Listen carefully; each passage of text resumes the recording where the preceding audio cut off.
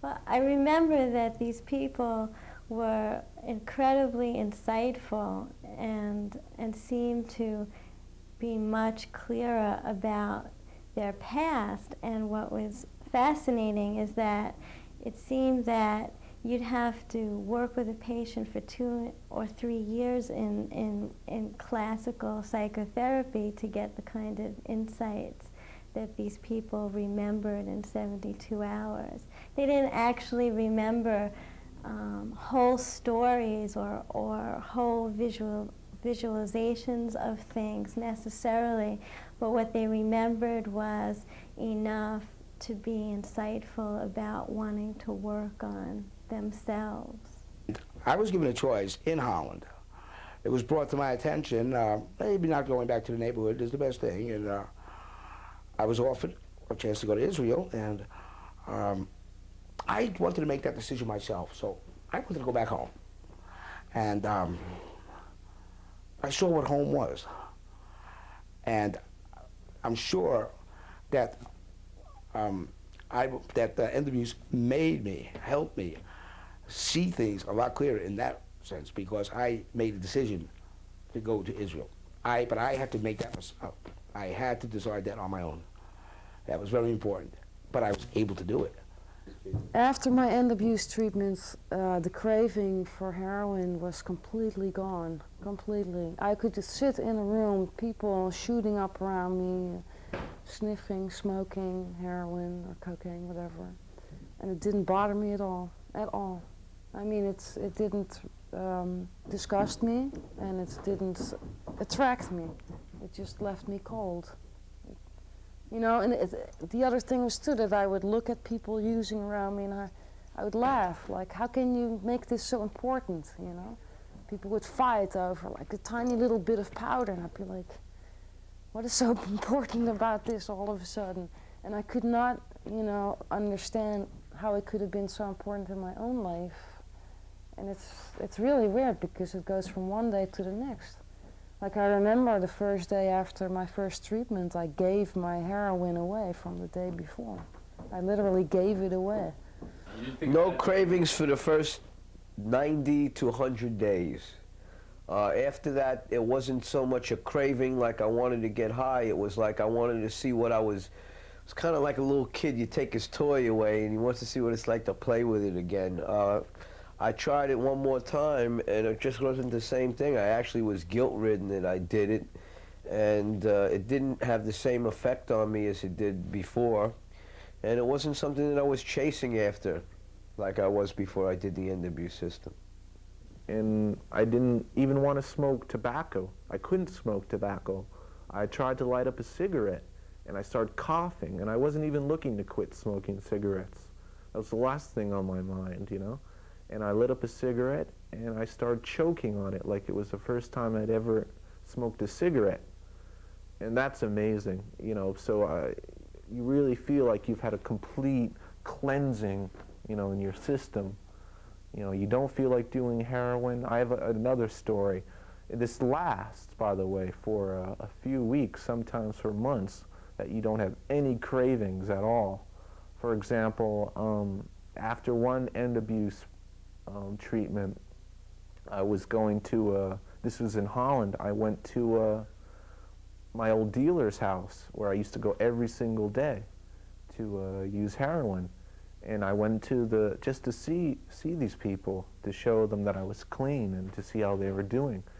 And these were people that I smoked heroin with every day, people who have been addicted for 25 years to heroin, who had never heard of ENDABUSE. And these people couldn't believe it. They have never seen somebody stop using the amount of heroin that I've used on a daily basis like that, overnight, literally. And it was a shock. People were completely in shock. And some people even put heroin in my face, didn't believe me, were so cynical because they hadn't experienced something like that. They put heroin right in my face and asked me to use some for free. And I had no desire whatsoever to use it, and I turned it down. And that was the first time I'd ever turned down heroin in my life was after ENDABUSE treatments. I went from being a meat eater to a vegetarian. I started taking care of my blood pressure and my health. It's just a sense of well-being and wanting to get better, of wanting to get your life back on track. Just very positive. It was amazing. When I came back, I felt so high. And I don't mean high like on drugs high, just like a natural high. I felt everything was great, everything was going to get better, and everything did get better. I mean, I started working again, I got my own apartment. I've come a long way since the 5 years of using. In the last year, it's amazing the strides I've made. And then of course now we have also, what developed from that was an aftercare group that we're doing. So we meet once a week for group, couple of people that have done Ibogaine, which is really nice to have something, you know, once a week, a way of just airing what's going on in your life and talking about your feelings and things like that. And that's working out really well. Actually, we've run 15 sessions so far, and out of 15 sessions, there have maybe been one absence, which is an incredible high attendance rate for a chemically dependent run group. So it clearly shows there's a great deal of motivation. And they show up once a week on a weekly basis, and it runs for an hour and 15 minutes. And usually the group takes place in one of the members' house, and they all get there voluntarily. I think the meetings are very important because it brings us all together. We've all more or less people that have the same type of problems, one way or the other, emotionally and drug dependencies, and it gives us the opportunity to express our feelings on how we feel presently and how we felt in the past.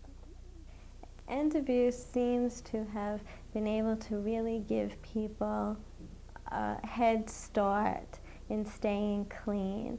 They seem to all describe having at least 2 months where they don't have urges at all, and that has really helped them, give them the time to get their lives together in other ways and in other aspects, you know, of their life.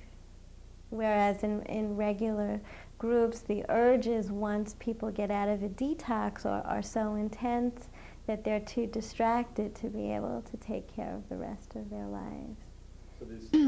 6 months after that treatment, that first treatment, I went back to New York to go to school, to finish the 2nd year of school. And I was so busy, I didn't use. So I can say that it was about a year after that first treatment that I really started using again. But I think what happens after a while is when you stop using drugs, you start confronting feelings that you haven't confronted in a long time. And we're talking years of abuse, years of covering up my feelings. And I think they started becoming a little bit overwhelming to me again. And that's what I'm working out now. I mean, I don't know all the answers, but what I'm working out now is trying to figure out why it is that I choose to use drugs. I mean, why I feel that need. It's not so much that I choose to, it's a need almost. But in the field of addiction, relapse is part of that cycle, and it's part of understanding where the patient has his or her own boundaries. And in Mark's case, I think just the success of coming off of drugs so quickly. Again, we're talking about somebody that came off a high dosage of methadone, who had been using various other drugs, but more specifically had been also picking up heroin, and now is not using any methadone and had not picked up anything for a period of about 3 months when I think the first relapse occurred, and then there was another small relapse, and it only lasted maybe a weekend.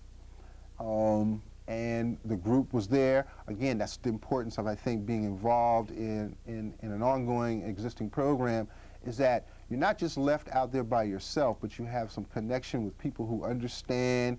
The whole self-help movement is very important, I think, for people who have been treated with Ibogaine, or anything for that matter, just being involved and being able to talk about some of the issues that may not have anything to do with so much the treatment itself, but just what it means to have been treated and then to get back into the grind of things.